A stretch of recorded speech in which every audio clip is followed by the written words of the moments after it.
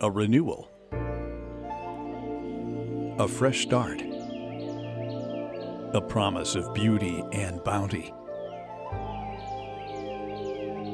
Part of the attraction of spring wildflowers.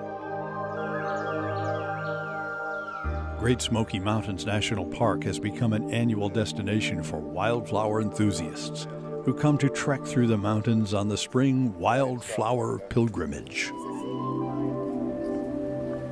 In the spring, most of the wildflowers come up when the trees have no leaves, because the sunlight, as you can see around us here, is actually hitting the ground, warms the ground up first in the spring. The flowers come up, they want to flower, their pollinators are out, they get pollinated, they'll set seed, and by the time the leaves form on the trees and the shade comes in, then they'll be dying back. And so this is their season to be in flower. And so the spring is one of the more spectacular parts of the year for wildflowers. You can go on your own. I'm not going to stop till we make a turn or two. Or you can sign up to have an expert guide you to some of the literally hundreds of varieties to be found. Question. Is this a wild bleeding heart? That's probably a squirrel corn. Squirrel corn? Is it? It has a little node on the end of a root. It looks for all the world like a kernel, a fat kernel of corn. It's yellow, it's edible, and guess what? Squirrel eat it. So isn't that a good name? Squirrel corn. Sid.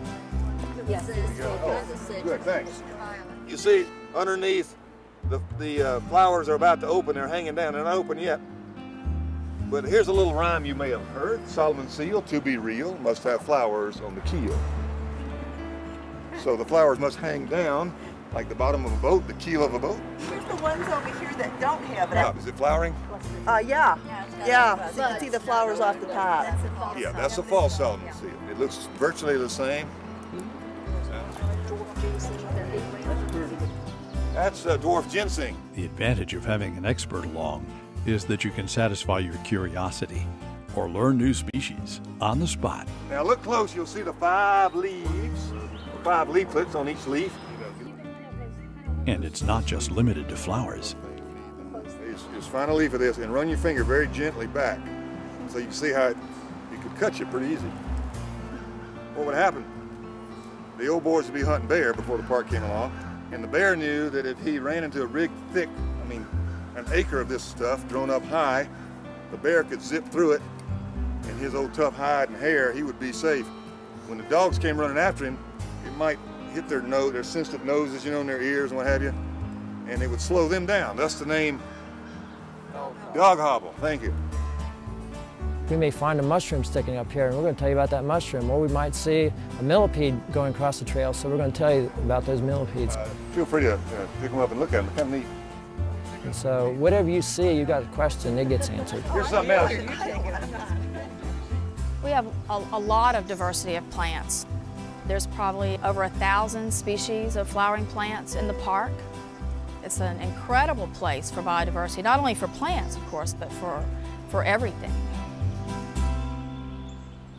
Look at this rock. There's probably 10, 15 different types of plants that are just right here in this small area. And if you look, they're most all white. And so there's something about white flowers at this time of the year I think that's important to bring pollinators, because they all kind of use the same types of pollinators. So if you look at this little plant, this is the fringe phacelia. And in this part of the Cove Hardwood Trail, you see blankets of these plants across the forest floor. But in and amongst the fringe phacelia, you can also see the white violet. So this is the Canada violet.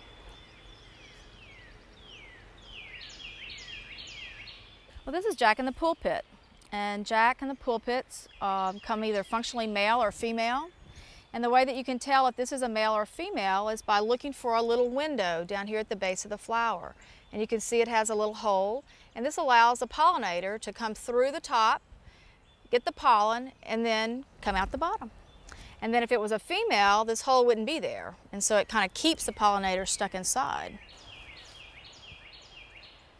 These are the Trillium grandifloras, or the large flowered trilliums. And a lot of people always ask, are these two different species? Because one is pink and one is white. But these are the newer flowers, the white ones. Once the flower is pollinated, then again, its job has been done and the flower begins to get older and it changes to this kind of pink or blush color. So once it's been pollinated, it blushes.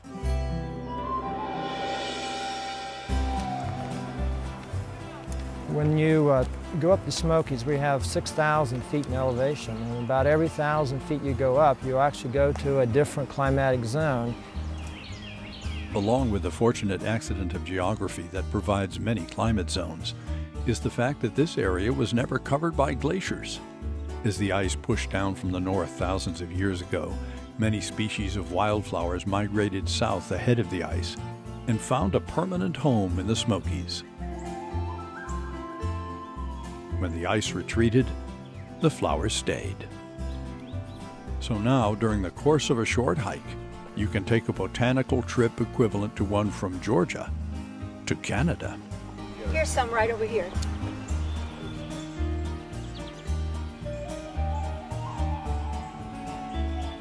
While nature puts on a show, she also provides a lesson. Changes over time are inevitable to the mix and balance of species. At the top of the Smokies, visitors are often puzzled by the continuing decline of the balsam trees. Bare trunks are now more common than the thick evergreen cover they once provided. It's due in part to an insect that has spread widely over the high elevations. Now a similar fate seems in store for the spruce trees, and it's easy to see the culprit at this time of year. Come close, you can see the white on the needles. And that's the adelgid that's inside that white woolly mass. What's called a hemlock woolly adelgid. And it's feeding on the base of these needles. And April is the month it goes crazy. These trees will die out eventually. And what's going to happen is there will be other plants that will fill in that space. So there will be, just like coming in and logging these areas, you're going to go through another successional change. And something else will become established. But it takes time for all those things to happen. It's going to be probably 100 years, 200 years before you'll get something that's stable again.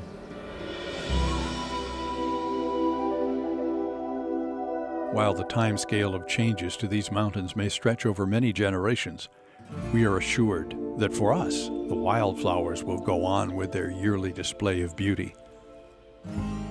And it's one not to be missed.